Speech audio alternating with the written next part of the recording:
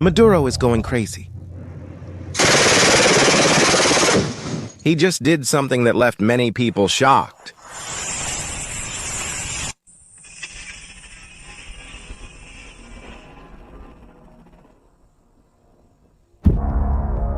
Thousands of soldiers, warships, aircraft, and drones all sent to an island north of Venezuela.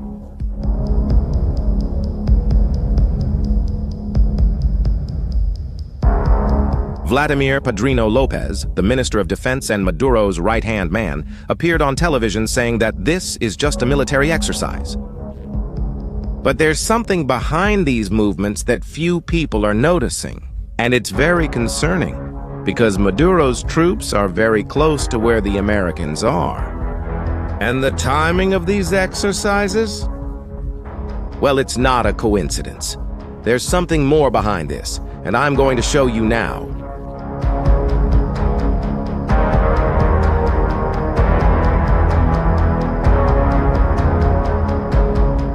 Over the past 15 days, something occurred that transformed the game in the Caribbean. Something that explains Maduro's regime. Mobilized 25,000 soldiers at once, something the Americans did that few realized the seriousness of. You must have seen that on September 2nd, Donald Trump announced that the United States Navy had attacked a Venezuelan vessel. 11 people died. Trump classified all of them as narco-terrorists. But here's the detail that no one expected. That was just the first attack. On September 15th, Trump confirmed a second attack. Another Venezuelan vessel was destroyed by the American fleet.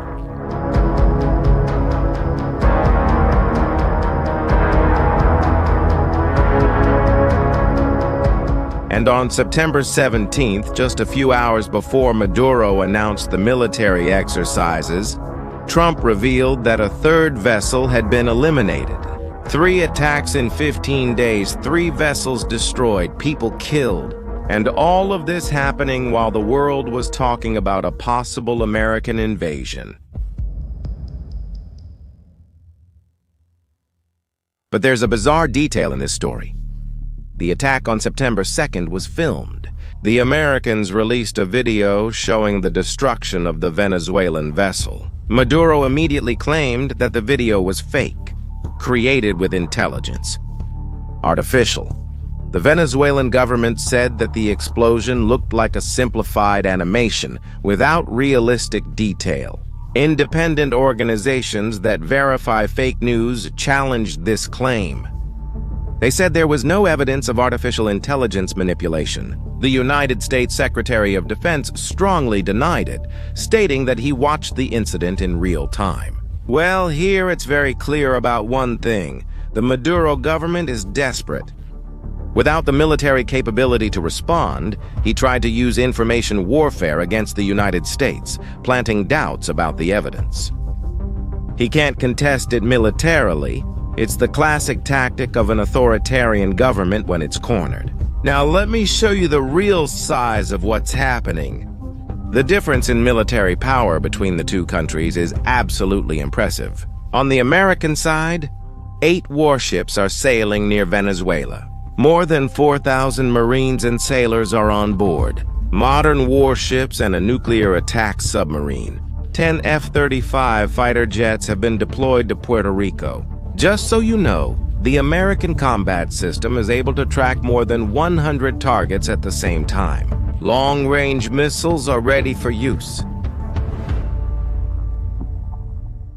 On the Venezuelan side, the situation is completely different. The Bolivarian National Armed Force has about 123,000 active military personnel. The main firepower is in the Russian Su-30 fighter jets and the older American F-16S. But only 21 out of the 24 are in flying condition. Only 13 out of the 24 F-16s can fly. The lack of maintenance and spare parts has greatly degraded operational capability. Venezuelan Navy, it's a very small force. It has only 2 submarines, 2 frigates, and 25 patrol ships. Years of mismanagement by the Maduro government, combined with international isolation, have practically paralyzed the ability to maintain sophisticated equipment.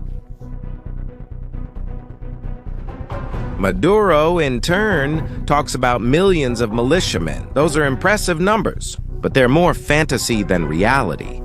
Experts estimate that only 30,000 are well-trained and armed. Can you see the scale of the problem? It's like bringing a knife to a tank fight, and Venezuela only got to this point for one main reason.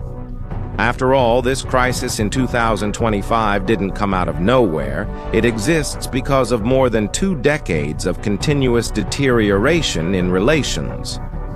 With Hugo Chávez's 1999 election, historically stable ties between the 2 countries entered an era of turbulence. The Venezuelan government has always accused the United States of supporting the 2002 coup attempt. Venezuela's distrust increased greatly. The Chavista regime made Venezuela an authoritarian state. Systematic repression of the opposition, control of the media, and destruction of democratic institutions. And this internal deterioration led to increasing international isolation. United States sanctions policy on Venezuela. It began in a targeted way in 2014, initially focusing on human rights violations. The escalation was dramatic under the Trump administration, which in 2017 launched a major package of economic sanctions. Venezuela. And am I not going to claim an option? Back in 2019, we had an important milestone in the history of both countries.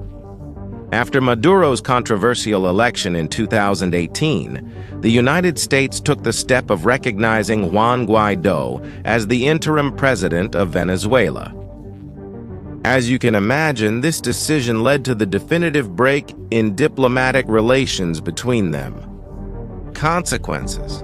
Well, they were immediate. The United States suspended the operations of its embassy in Caracas and froze the assets of the Venezuelan government. As Maduro himself admitted, communications were completely cut off.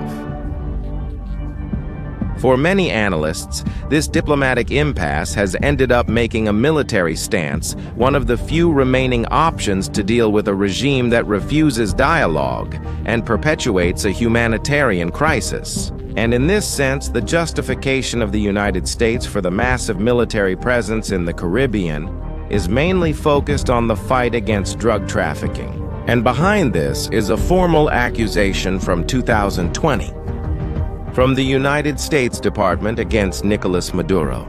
The accusations are serious: narco-terrorism, corruption, and conspiracy to import cocaine.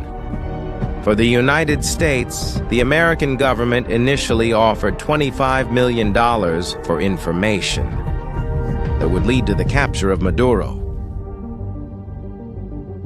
More recently, the reward was doubled to an impressive $50 million. At the center of this accusation is the Los Soles cartel, an alleged criminal organization that, according to the Americans, is led by Maduro himself and by official records from the Venezuelan armed forces. By framing the Venezuelan government as a criminal enterprise, the United States administration removes Maduro's legitimacy on the international stage. This framing also serves to lower the legal and diplomatic barriers to the use of military force. The actions which would be considered acts of war against a sovereign nation can be redefined as operations against a criminal organization. But the current situation is much more complex than a simple operation against drug trafficking. The confrontation in the Caribbean goes beyond a dispute between 2 countries. It's in a broader global context, where major powers compete for influence.